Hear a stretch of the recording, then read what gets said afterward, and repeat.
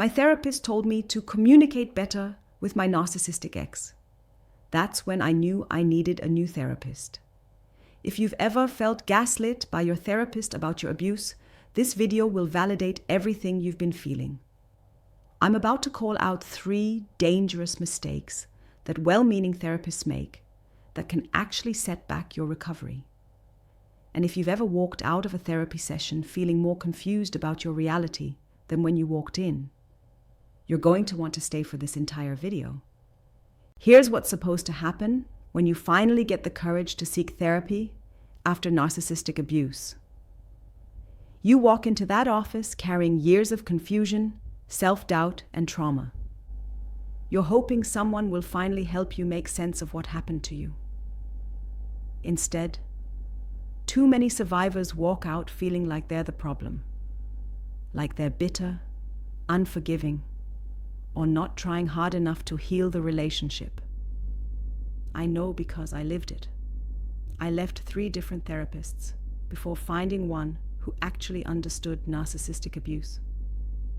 And each time I left, I thought the problem was me. The truth is, most therapists, even good, well-meaning ones, simply aren't trained to recognize the specific patterns of narcissistic abuse. They apply traditional relationship therapy models to situations that are fundamentally different. But here's what I didn't realize was happening in those sessions. Mistake number 1. You both need to work on communication. This advice isn't just useless with a narcissist. It's dangerous. Here's why. Normal relationship problems happen between 2 people who fundamentally want the relationship to work. They might have different communication styles, different needs, different approaches to conflict. Traditional therapy can absolutely help with that. But narcissistic abuse isn't a communication problem. It's a power and control problem. When my therapist suggested I try I statements with my ex, I actually went home and tried it. I said, "I feel hurt when you call me names during arguments." Their response, "Well, I feel manipulated when you try to control how I express my frustration." See what happened there?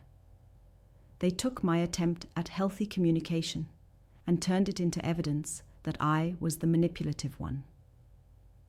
Narcissists don't communicate to understand or connect. They communicate to win. Every conversation is a chess game, and they're always thinking 3 moves ahead. Teaching a narcissistic abuse victim better communication skills is like teaching someone to reason with a con artist. You're not going to out-communicate someone whose goal is to confuse and control you.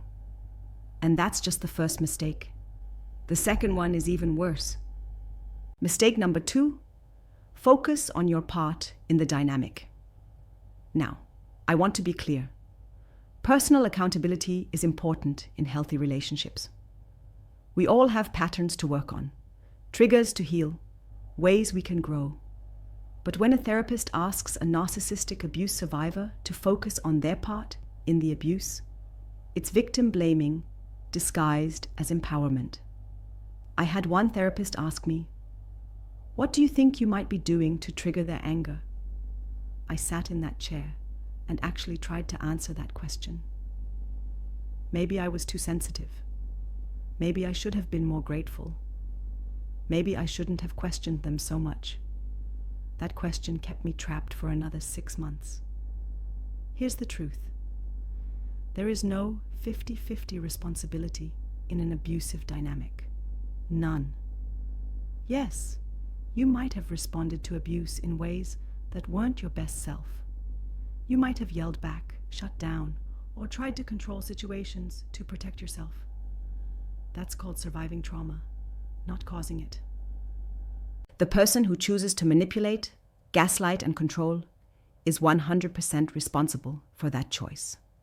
Full stop.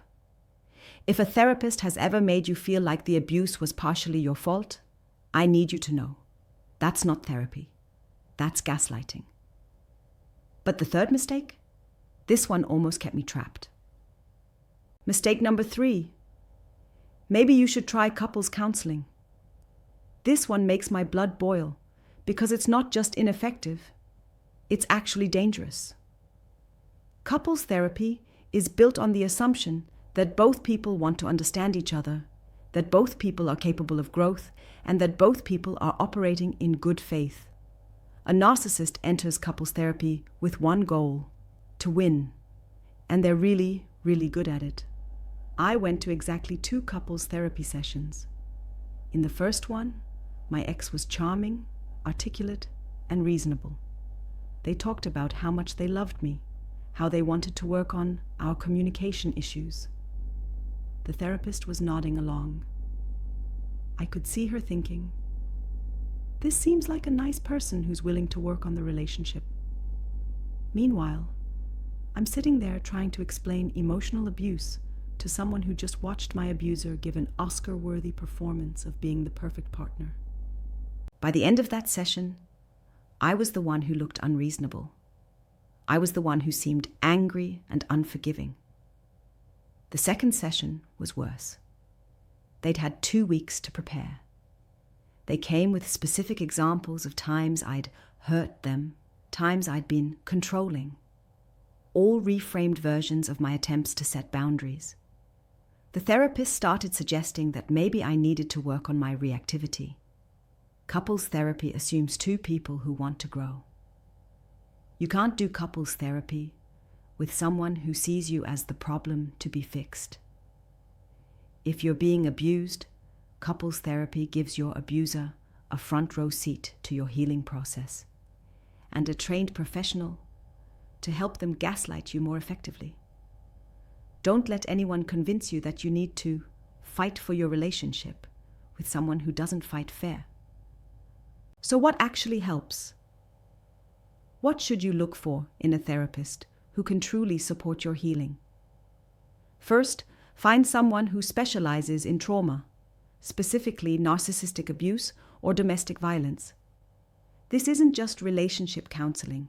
This is trauma recovery. Look for therapists trained in EMDR, somatic therapy, or other trauma-focused modalities. These approaches work with your nervous system, not just your thoughts. Here are the questions I wish I'd asked from the beginning. Do you have experience working with narcissistic abuse survivors? What's your approach when someone is dealing with ongoing contact with their abuser? Do you ever recommend couples therapy for relationships with personality disorders? If they say yes to that last one, keep looking. Red flags.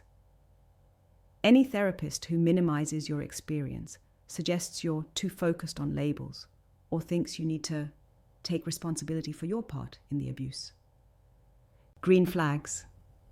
A therapist who believes you without question, understands trauma responses, and helps you trust your own perceptions again. The right therapist won't try to fix your relationship with your abuser. They'll help you fix your relationship with yourself.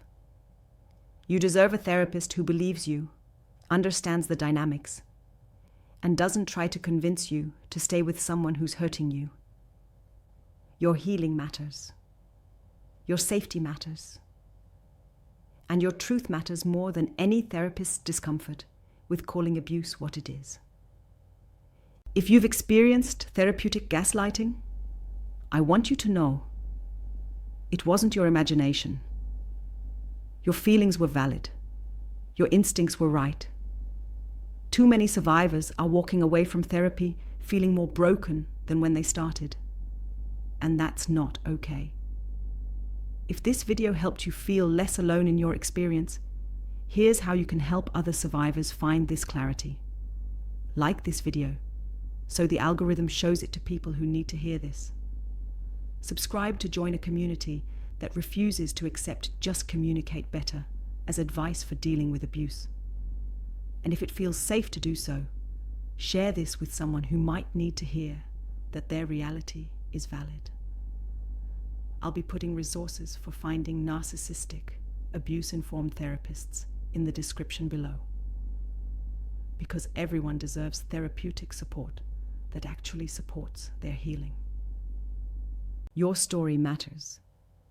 Your healing matters. And you deserve so much better than being told to work on yourself while someone else chooses to hurt you. Thank you for being here. Thank you for choosing to heal. And thank you for refusing to accept anything less than the support you deserve.